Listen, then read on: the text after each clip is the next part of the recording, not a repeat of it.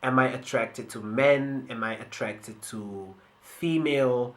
Am I a transgender? Hey guys, welcome back to my channel. Yes, I got the same outfit as my previous video because I decided to go ahead and record two videos for y'all. That's because I love you guys so much. But as you can see by the title of this video is kind of my coming out story, or the way that I told my family and friends and everyone basically that I was gay.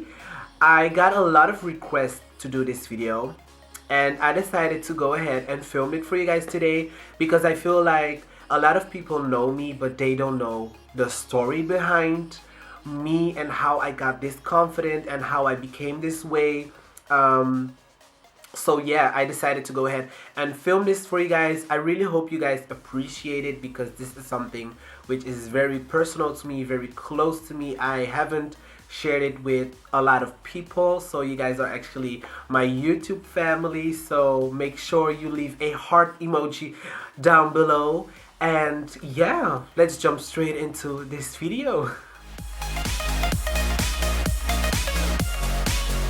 So I hope this video won't be like an hour or 30 minutes, but let's just go ahead and do this story.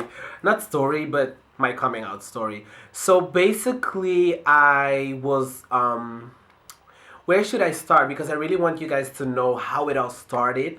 I'm now 25 years old. I'm actually turning 26 this year in April. I was raised in a Christian family, so every Sunday I had to go to church. I had to put on my Sunday outfit to go to the church, and that's what I did for like a very long time. But this story is kind of deep. It is a very deep story. Oh my god, I don't want to be emotional, but I always knew that I was different. That's how it all started for me. I always felt in my heart, in my bones, that I was different, and I never had people around me to tell that. And I never had a chance to be myself. I never could have expressed myself the way that I wanted. I always had to act like a straight kid, like a straight boy, because I was going to the church. And when you are a Christian, you are basically taught that everything which is not written in the Bible is bad, is wrong. And if you do that, if you are a part of that, you will go to hell for that. So I always knew that being gay is bad, drinking is bad, smoking is bad, listening to world music is bad, because all of those things have a bad influence on your spirit. Between the age of 6 and 10 or 12, I believe, I started to develop more feelings. And this is kind of hard saying it on camera because I don't know. Let's just continue. I started to develop these feelings, these emotions on, am I attracted to men? Am I attracted to female? Am I a transgender? Was I born in the wrong body? But you know, when you're young, it's kind of hard putting it together. Well, some people know that from a fact, they are male, they are female, they are transgender, this is what they want. But for me, it was like, because of my family, and I wasn't really able to express myself. But long story short, when I moved to Holland, I was going to a church, and I did a lot of things in the church, such as I went to the drama school. I was in the drama team. We used to sing. We used to go from Friday, Saturday to Sunday. We used to go to the church. So I was in the church. Like I didn't go to parties or whatever. I was in the church. I was a church boy. So I was in the drama team, and when I became 12 years old, I went every Saturday to the youth convention. Let's just call it like that. So every Saturday I used to go to the church, every Friday and Sunday, And I remember, I had this feeling that I really, really needed to talk about it with someone, and I didn't know who to trust, who to go to. So I trusted this one particular person. I'm not gonna say any names, but the people that are close to me know who I'm talking about. And I don't know if she watches my video, but this is about you, baby girl. So I remember I told her that I'm feeling different. I don't feel like a regular boy. I feel like something is wrong with me, because that's basically what they tell you, that if you are different, something is wrong with you. So I told her, and after that, she basically told someone in the church. And I remember we used to go every year to summer camp, and my mom got a phone call from the pastor, and the pastor told her to come right away to his office because he wanted to talk to her. And he basically told my mom that I was gay, I was doing activities that, having sex with male and all of that stuff. But back in the time, I didn't do anything. I was a virgin until I left the church and decided to spread my wings and do whatever the fuck I wanted to do. But to me, basically, I never had to tell people that I was gay, because obviously you can tell I am a very feminine boy.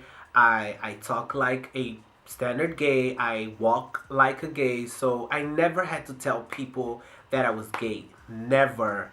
But the only time that it kind of exploded was when the pastor called my mom and told my mom that I was gay. So he was actually the first person to confront my mom with it, because she always believed that I was just going through a phase and that I was going to change, but it never happened. So he basically banished me from the church, and he told me that I wasn't allowed to have any contact with all the other people, that I was a bad person, that I had a bad influence on other people. So that was when I was 15 years old. That happened like 10 years ago. And I remember I was so embarrassed. I was so ashamed. If I was walking on the street, I would bow my head because I felt, and this was a big, big, big, big, big church. So a lot of people heard what happened. They even had a service about me, telling that I was gay, I was doing these things, I was hooking up with men while I was doing nothing. Like nothing. I swear to God. So that was when I was 15, and I remember a lot of pastors came to our house and started to pray and hoping that I was going to change to become this regular, normal person. But then, as I got older, my mom realized that this is how he is and he's not going to change.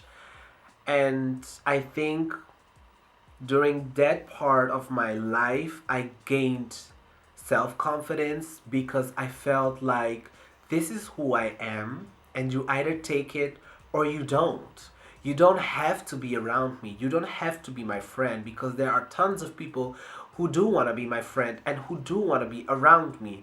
So that was a very, very, very emotional time in my life. I lost so many friends, like people that I was like this with a lot of people, and people just, they left me.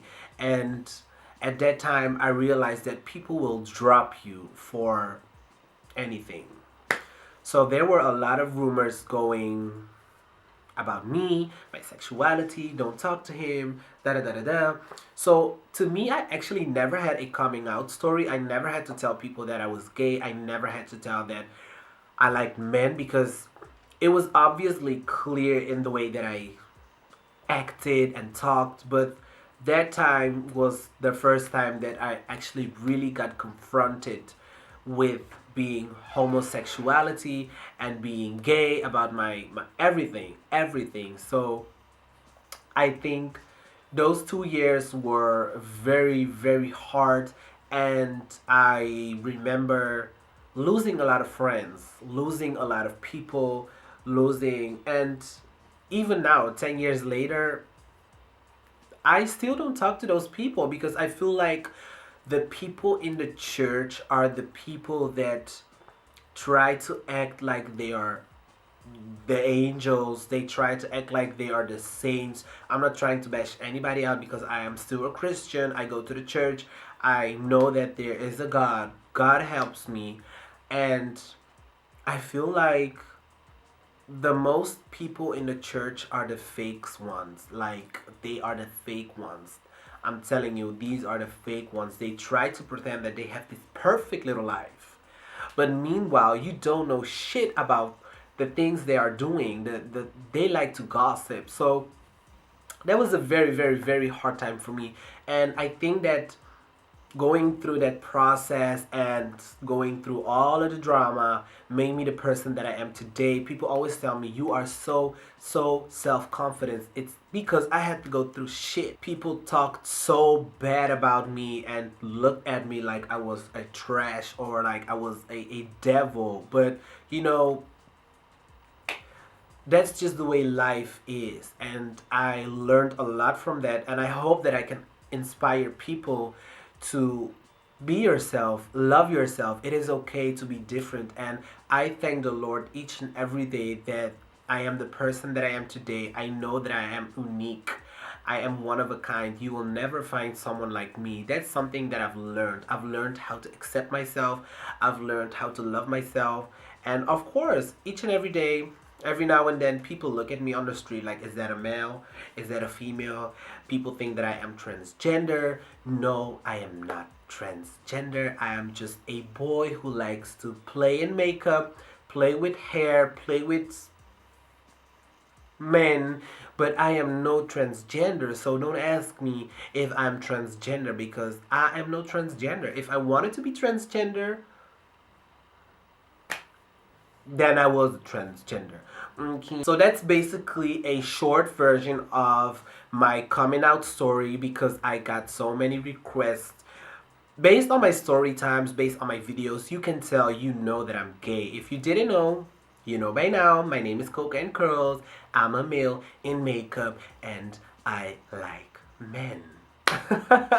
So with that being said, I hope that you guys have more understanding of who I am and the person that I became. And you know, I honestly feel like I've became a better person, you know, and I love myself and I thank the Lord for, you know, blessing me the way that I am.